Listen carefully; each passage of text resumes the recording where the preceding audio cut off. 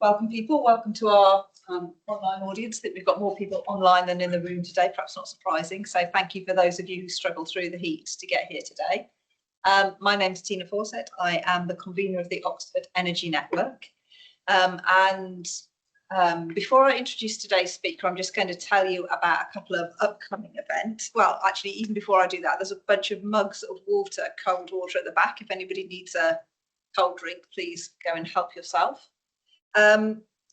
Just to mention next week's speaker, so it'll be same time, same place, will be Hannah Budnitz. So she's from the Environmental Change Institute here and the Transport Studies Unit, and she will be talking about the future of energy for transport. So that will be nice.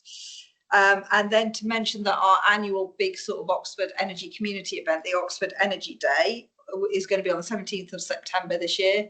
Free to attend, registrations are now open. So if you want to come, please sign up. If you're not sure whether you want to come, please wait to sign up later until your plans are clear, just because we had a lot of dropouts last year and it's good. We're absolutely delighted if you want to come. Feel free to register later if your plans aren't clear yet. And just to mention, for anybody who's got students or early career researchers, there's going to be a poster displaying competition again at Oxford Energy Day, whose theme is resilience this year. But you have to pre-register for that. So that's by 15th of June. We need to know what your title is, and then we'll let you know if you're invited. Almost everybody is, but we just want to check there's some link between the research and the theme.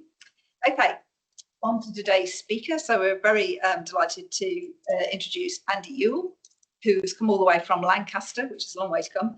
And he's a research fellow in the Climate Citizens Research Group at the Tyndall Centre at University of Manchester.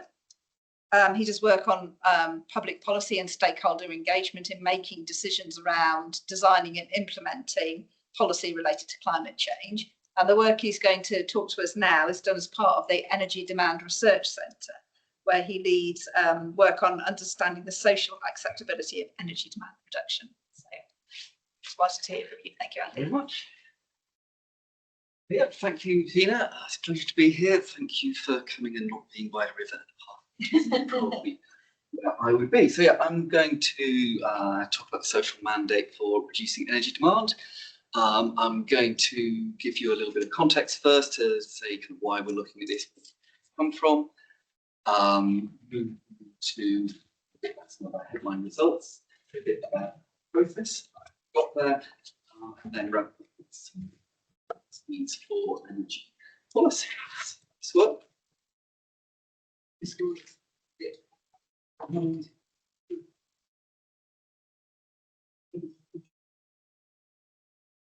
Maybe the shooting screen didn't.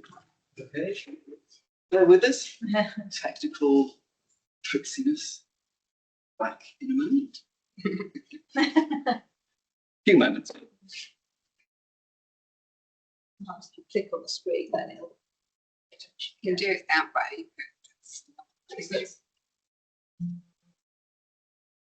There you go. Okay. So Good down? Yep. Okay. Fantastic. Right. So, bit of context first of all.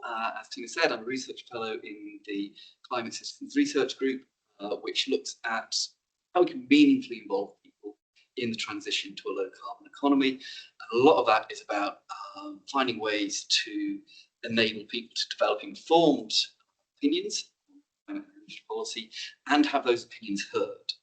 Right? So we are based at the Tyndall Centre in Manchester, which focuses on interdisciplinary research into climate and energy. And as Tina said, this work is being done as part of the Energy Demand Research Centre, which kind of does what it says on the tin. So it looks for opportunities to reduce emissions from reducing energy demand, but also to achieve other policy objectives as well, such as increasing prosperity, increasing quality of life, and so on. And it sees the changes that are needed to achieve those reductions in demand as coming from kind of fundamentally interconnected social and technological systems. So these two things have to be treated together. At the bottom of the screen there, you can see the project team who's been involved in that. These are made up of social researchers and energy systems modelers from Manchester, some from Oxford, and Leeds and UCL. That's okay, as long as things are working. So we have an interdisciplinary team. We're bringing together different types of research. So most of the researchers, most of the modelers that you saw on the previous slide, a few years ago, as part of the CREDS Research Centre, wanted to show what the potential was to reduce energy demand in the UK. And to do that, they developed what they called the positive low energy futures model, which is using UK Times, which is one of the main models that the UK government uses to inform its climate and energy policy. I'm not going to go into detail about what they did, but essentially they came out with 4 future energy scenarios, ranging from ignore, which basically followed current kind of projected trajectories and current government policy, and increasing levels of energy demand reduction ambition, going from a scenario they called steer, to shift, down to transform. That transform scenario, where they kind of did pretty much everything they felt was technically possible, they estimated could reduce energy demand between 2020 and 2050 by over 50%. So, and you can find the details in the paper cited at the bottom. So that's a very significant reduction in energy demand. That would reduce emissions to the extent that no engineered carbon dioxide removal, no CCS, carbon capture and storage, was required by 2050. So in that transform scenario. It's very good. It's a very effective way to reduce emissions. But a lot of more recent evidence also shows that reducing energy demand can tick a lot of other policy objective boxes as well. So, particularly relevant at the moment, it can contribute to energy security and energy independence by making us less exposed to increasingly volatile global fossil fuel markets. Can lower costs, I mean, in obvious ways for households and businesses if you're using less energy, paying for less energy, but it can also make the transition to a low carbon economy cheaper for everyone, for the nation, because there's just going to be a lot less energy infrastructure that we have to build out. Specific energy demand reduction measures can lead to other policy aims. So, for example, more active travel and eating less red meat can lead to better health. Increasing the efficiency that we use resources and products with can lead to less waste. Better insulation can lead to warmer homes, and so on and so forth. So we've got a means of reducing emissions that we know is very effective, that ticks a lot of other policy boxes, but which successive governments of all stripes have been very reluctant to touch as a kind of policy area. So energy demand reduction beyond energy efficiency is not something that most governments have been willing to countenance. And one of the main reasons for that is that they're worried about public backlash or public resistance. So there's a fear that the public just won't wear it. It'll be seen as government overreach. It will be seen as interfering in citizens' lives in ways that they just would not want. And so we convened our Energy Futures Citizens Panel to kind of test that policy assumption and to build on the work done with the positive low energy futures model to see if we could work out what kind of future energy scenarios might not just be technically possible, but also have social support.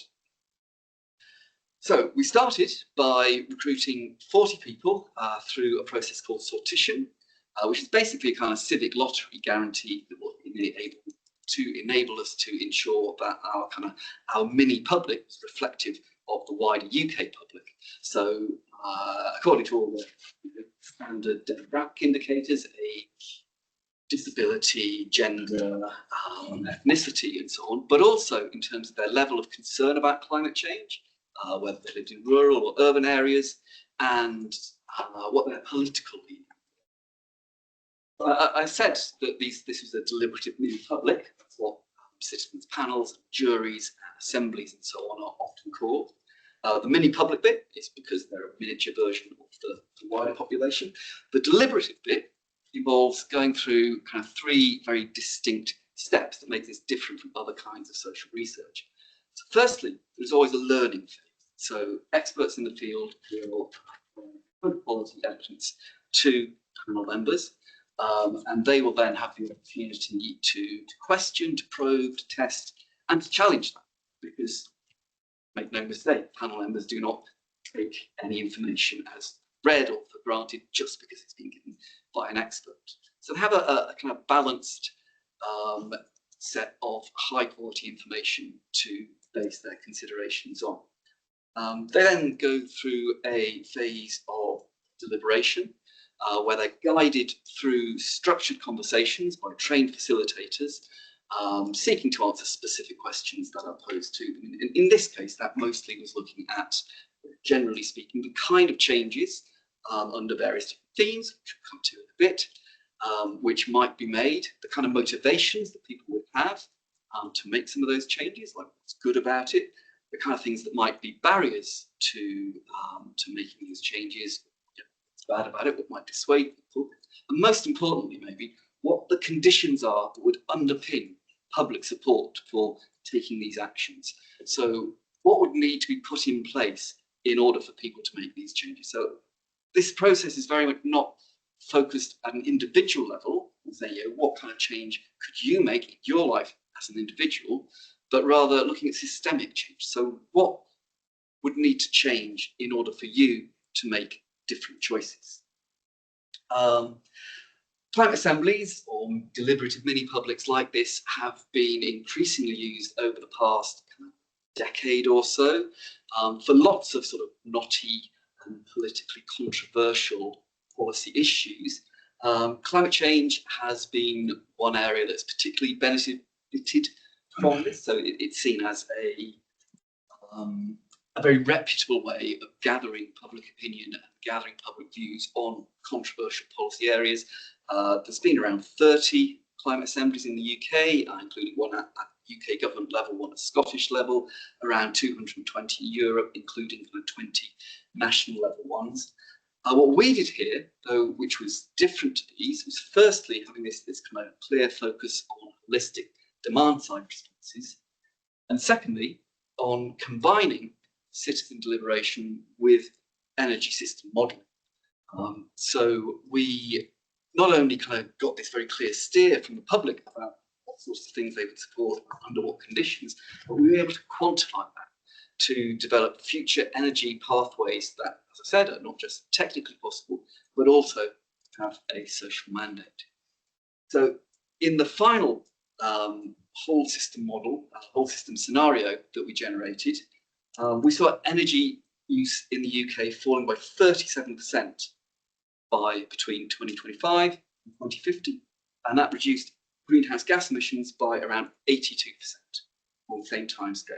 And that compares to the PLEF transform scenario that I mentioned earlier, which saw a reduction of 45% in energy use between 2025 and 2050. The earlier graph said 52%, that's because that was from an earlier base year.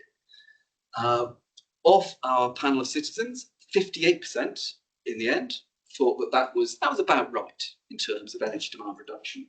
26% actually wanted to go further, thought that we could do more. Around 16% thought that it went too far. So that gives you an idea of the kind of spread of opinion within the mini-public, but it shows that there is clearly a mandate to do more on energy demand reduction than we are, or governments are currently considering doing. So what does that kind of big 37% energy reduction figure mean? So most panel members supported changes to everyday life in a wide range of kind of aspects.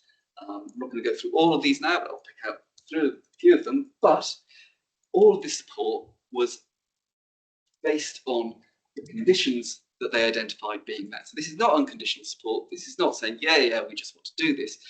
For every policy area that we looked at, every aspect of everyday life, there was very, very clear kind of indications from the panel, steers from the panel about what would need to change in order for them to support these. So, for example, there was widespread support for a widespread shift to heat pumps and to other forms of low carbon heating. That wasn't universal. There were a small handful of panel members who basically said, by paraphrase, I will fit a heat pump over my dead body. But nevertheless, under a range of different circumstances, both panel members thought that that would be something that they could do. And that included support for, like majority support for a phase out of new gas boilers by 2035. And the panel discussions on this particular issue happened just after government had announced that they were going to scrap that as a policy. So despite the fact the government had said, yeah, we're not doing this, the majority of the panels, I think around 60%, actively supported that policy, providing their conditions were met. And another 25% said they could live with it. You know, they weren't actively supporting it, but they weren't going to oppose it either. Thinking about how we get around, unsurprisingly, people said that, you know, if they're going to take more journeys by public transport or by active travel, then there needs to be much better quality, better integrated, more affordable and reliable public transport. Of course, that's a no-brainer. Maybe less a no-brainer, or more of a surprise, is that the vast majority wanted to see the kind of trend towards ever larger cars being reversed. So like well over 90% didn't want to see cars on average getting any larger. A majority wanted to see them shrinking. And that included people who were driving SUVs, who were driving larger cars themselves. Again, that wasn't saying, you know, we want big cars off the market entirely. People recognise that some people have genuine needs for these things. But looking at a kind of general trend, there was a clear desire for things to move in this direction and a clear desire for regulation to make that happen. Also, possibly surprising, the majority of panel members wanted to limit growth in flying, with around 40%, I think, wanting to still see some growth in flying, so thinking that would be acceptable, but much lower than a kind of an unconstrained market would have it. Around 38% wanted to see flying rates either kind of stabilised at today's levels or actually coming down. But again, the conditions are key here. There was a very, very strong kind of feeling that, in particular, you know, people on lower income should not be disadvantaged. That having, you know, the opportunity to go abroad on holiday once a year has kind of become almost an essential luxury. So people recognised it as being a luxury, a fabulous thing to be able to do, but it's something that's embedded as a right. So around 2/3 of the panel supported frequent flyer levies alongside other measures to try and achieve these aims. Thinking about what we buy, the panel were very keen to see, just to see less waste. Right, so looking at electronics, and I'm going to talk a bit more about this in a moment, they were very keen to have new regulation in place that would guarantee that the electronic appliances and devices would be more repairable, would not have built-in obsolescence, would be more modular, so that if your battery fails or if one element fails, it can be swapped out for another. They were very keen on ways to share and hire infrequently used items. So not everyone in the street has to have a drill or a power washer. There are much more efficient ways we can use resources like that. They were much less keen, as I'll say in a minute, on sharing cars. But I'm going to talk about that a bit more. And in terms of eating food, they were very keen to see less red meat, less dairy products being eaten as a nation overall. Partly because that would reduce emissions, but also partly because that's better for our health, and they recognise that. But they wanted to see this happening kind of slowly over time, and for individuals to retain kind of freedom over what. So there's no question of imposing things here. There's no question of everyone going vegetarian. There's going to be a lot of still wide ranges, variation in diets, but they wanted encouragement and help for more people to be able to eat healthier and sustainable diets from a wide range of different actors. So, for example, they were very happy or keen to see supermarket sectors, big food retailers, regulated in terms of the kind of discounts, promotion, product placing, and communications that they had with their consumers, not to force people typically, but to encourage and enable them to do so. Again, all of this dependent on conditions being met. I'm going to give you some examples now, an example of some of the kind of high-level conditionality in one of those sectors that we looked at. Shows you what we find. So in this sector, we looked at 5 specific opportunities So changing what we buy, changing how we buy things. We looked at car clubs, we looked at car journey sharing, longer life, more repairable electronics, buying and using clothes better, and kind of libraries of things. So like tool libraries where we can share, hire, borrow infrequently used items. Generally speaking, product-based opportunities, initiatives were very popular. The car-based ones were very unpopular. So the panel were very clear that they didn't see car clubs as an alternative to car ownership in anything other than some very dense inner city urban areas. However, they were much more positive about this as an option to replace possibly second or third household car ownership. And there were things that needed to be done to make any of these things work. So firstly, in terms of the product-based categories, as I said, they were saying that, we should not have to choose between having, frankly, shoddy products that are cheaper in the short term. Yes, but are going to break, aren't repairable. So we need new regulation in place to ensure that electronics, specifically what we looked for, other products as well, will last longer, that they can be repaired, that repair services will be provided by the manufacturer, so kind of an extended producer responsibility, kind of building on the current right to repair legislation. They were very concerned about the safety and reliability of sharing equipment services. So, will a repaired or refurbished product be fit for purpose? Will the thing I get from the library of things actually do what I need it to do? In terms of the car-based things, reliability and safety was a very big issue. If I'm going to take part in some sort of journey sharing scheme, how do I know the person I'm sharing with my journey with is not a serial killer, right? If I am going to be part of a car club, how do I know that the car that I have been promised is going to be in the place that it's supposed to be at the time I need it and in the condition that I need it to be? So there's a need for external, probably government-led, accreditation of any sort of shift to these more sort of sharing and circular economy kind of initiatives. There was also a need for alternative ways of buying and using products to be better for consumers, right? To be either cheaper or more convenient. Probably not both. And those were traded off against each other. And in some cases one was more important, in some cases the other was. So most members recognised that if you drive less than 5,000 miles a year, then using a car club is going to be a lot cheaper than actually owning your own car.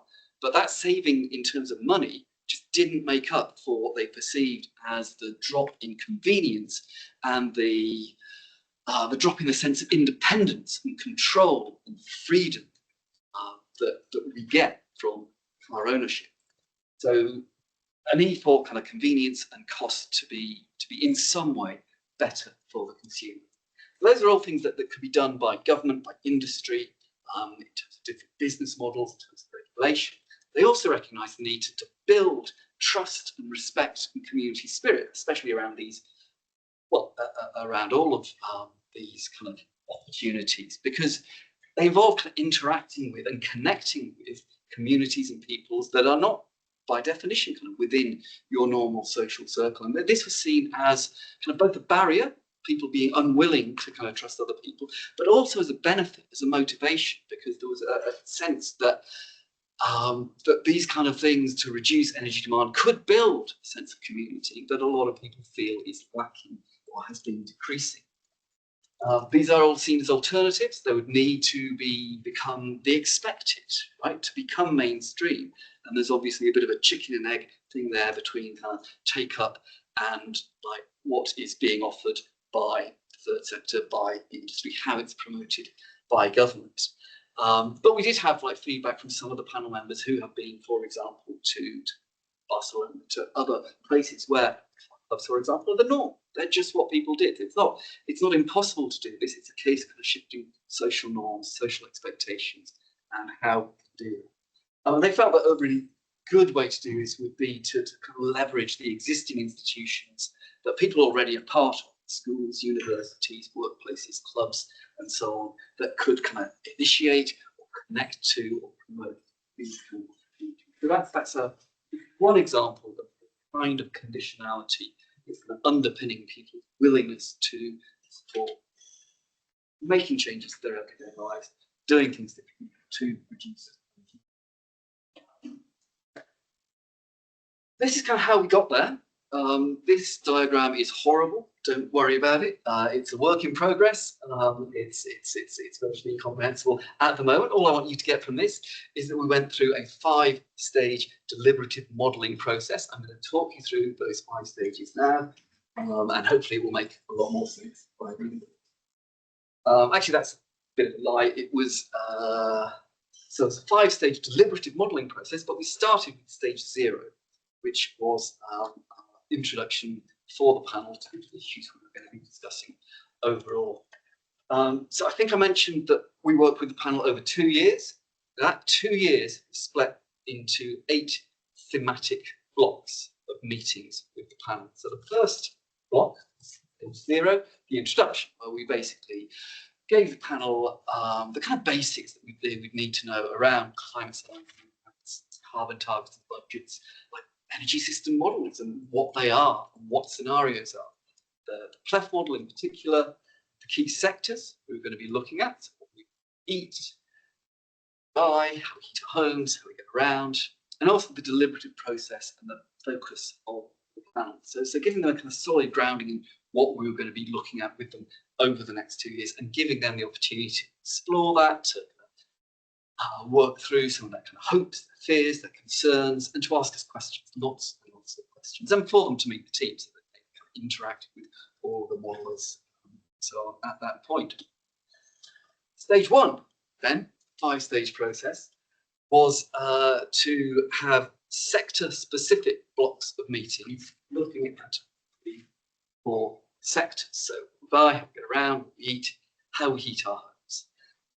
And these were all run firstly with kind of interactive panel meetings. So one would be full day in person, 2 online, starting and running through the deliberative process that I kind of outlined before. So starting with provision of evidence, giving particular themes, giving the panel a chance to interact with the experts, to question them, to reflect on what they've been told, running through the deliberative process, what kind of changes members would support, motivations behind that, barriers, and what kind of conditions would underpin that support, leading to a process of developing conclusions, both as a group, but also as individuals, which often involves some sort of ranking, voting, or prioritising. So we weren't seeking some sort of falsely imposed consensus here, like we also wanted to tease out disagreement and look at what kinds of things might be able to ameliorate some of that disagreement and what things still dividing. On the basis of those discussions, we then, for each individual sector, we developed new bottom-up future energy scenarios using models that we see referred to on the screen there. And what we did was to develop 2 new scenarios for each sector. So one which was both were based on panel discussions, one called more change, that was based on all their conditions being in place. The other was less change, which was fewer or none of their conditions being in place. We then took those scenarios back to the panel for their review, for their feedback, for them to question, probe, challenge, and say, no, we don't like that. That's not what we meant. We want to move things around. And in some cases, we then refined those scenarios as a result of that. So at the end of stage 1, we've got 2 different scenarios for each of 4 different independent sectors. You have to have more and less change. The next stage, 2 and 3, was to basically bring all of those independent sector models together, which we did using UK Times, as I said before, government's key evidence sources. So the first thing we did was to look at the interactions between the independently modelled sectors. So, for example, if we're driving fewer cars, we're going to need less steel. If we are kind of retrofitting insulation in hundreds of thousands of new homes, we have to produce those materials, and that all has an energy impact as well. Following that, we developed 6 new scenarios in UK times. So combining kind of panel more change and less change, kind of united or locked across the sectors. So all sectors at more change or all sectors at less change. But that just covers what the panel discussed. And obviously there's lots of things that the panel were not able to discuss. So for those kind of changes in the wider system, like how quickly appliances become more efficient or the rate of take-up of EVs, the things that the panel didn't discuss, we relied on the background assumptions on the positive low energy future models, scenarios that I mentioned earlier. So steer, shift and transform, increasing levels of energy demand reduction ambition. So we end up with 6 scenarios, basically showing a range of different levels of ambition. We used those 6 scenarios to explore with the panel kind of what we're calling the 3 pillars of net zero. So we've spent a long time already with the panel talking about energy demand reduction. But we know that in order to get to net zero, we also need to make big increases in clean energy supply. And we're also going to need to remove some carbon dioxide from the atmosphere to balance out residual emissions. We developed a bespoke data board, bespoke dashboard for the panel to use to kind of explore these different scenarios, which you can find at that link here. And the deliberation in this stage was essentially about trade-offs both between and within these different pillars of net zero at different levels of energy demand reduction ambition. So for example, if we reduce energy demand more, then we don't have to do as much in terms of carbon dioxide removal. But we're also looking at trade-offs within. So what kinds of EDR were people more or less keen to do? What kinds of carbon dioxide removal were people more or less keen to do? Following those deliberations, we have a new panel-led scenario, which is leading to our kind of final scenario. Took that again back to the panel for review and feedback, which led us to our final panel-led scenario, technically possible, with a social mandate, which landed kind of between the original PLEF, positive low energy futures, shift and transform scenarios. So as you've seen before, so that's 37% reduction in energy demand between 2025 and 2050, with support from 84% of the panel to go at least that far, and with some over-reported wanting to go further. As you can see from the graph on the right, so that kind of sits between the shift and transform levels of what was technically possible, but much closer to the shift. But that does show there is a clear social mandate for doing more on energy demand than government is currently even considering doing. I thought it was worthwhile mentioning carbon dioxide removals as well. At this point, from the graph on the top is from the final panel-led scenario. So as you can see, there is a fair chunk of residual emissions that do need to be removed.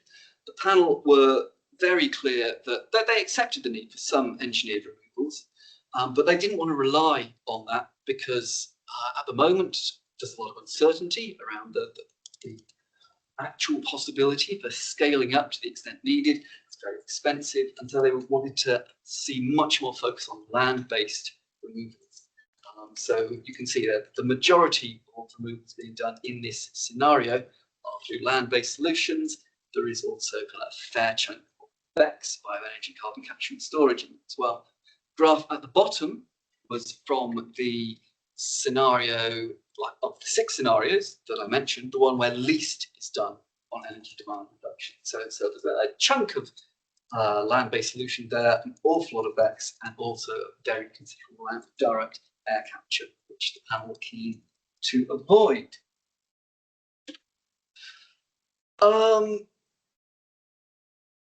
as I said, there were very detailed kind of informations on the conditions that people would need to see in place for each of the individual sectors, but kind of looking across all of the sectors as a whole, we kind of drew out the key themes that would kind of sit at a higher level across the economy, across society. I'm not going to go through them all in detail, but quickly I will pick out kind of 2 or 3. And the first one was always kind of clear, strong, consistent, sustained government leadership and accountability at all levels. And that kind of sounds obvious, but it actually gets to the heart of the dilemma around energy demand reduction policy, because what policymakers seem to believe is that the public do not want strong, bold leadership on this. They don't think the public will be willing to accept these sorts of changes to their everyday lives. They don't want government policy kind of driving them in a particular direction. But what we're hearing, and I know other people have heard as well, is that precisely what people do want. They're not going to make changes on their own. They don't see the need or the possibility of making changes on an individual basis.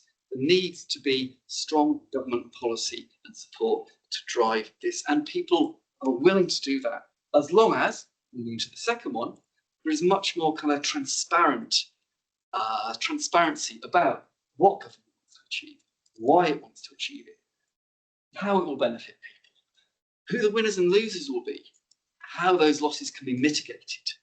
Because there's a huge lack of faith and confidence, trust in government at the moment in the UK, worldwide. So there's a huge job of work to do to kind of bring people along with this, to restore faith in government.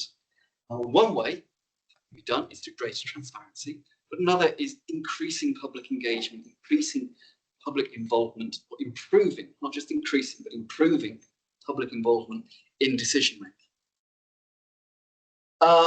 They want to see much stronger action from industry. So they recognise that there were a role for government, there's a role for the third sector, there's a role for the private sector, there's a role for kind of households and members of the public. But in terms of where new legislation, new regulation was required, they very much preferred that to be kind of upstream, directed at industry, rather than downstream, directed at members of the public. And they were aware that might mean kind of choice editing. So, for example, regulation to limit the size of cars that could be manufactured in the UK, or regulation to kind of ensure that products are more repairable, and so on. Now that limits the choice that they have, but that's where they wanted to see new legislative impetus be put. I'll just touch briefly on the kind of maximising wider benefits for all. So there needs to be clarity under the transparency point from government that some people will win, some people will lose from different policy directions. Those losses need to be mitigated. There's a recognition amongst most people that something must be done to tackle climate change, but there's also a recognition that that's not the top priority. It's not even close to the top priority for many people. But a lot of the other kind of policy objectives that reducing demand can achieve, health, homes, energy security, and so on, those are much higher up on people's agendas. So policy to reduce energy demand really needs to, the design and communication needs to focus in on those wider benefits as well. It's not to kind of ignore emissions reduction as an objective. That has to be closely connected to other things that make more of an immediate difference to people's everyday lives. And I'm just over the amount of time I was supposed to have, so I'm going to wrap up by saying, so what have we shown overall? So firstly, we've shown that combining citizen deliberation with energy systems modelling is doable. The people are more than capable of grappling with very complex issues and are providing meaningful inputs into quantified future energy scenarios.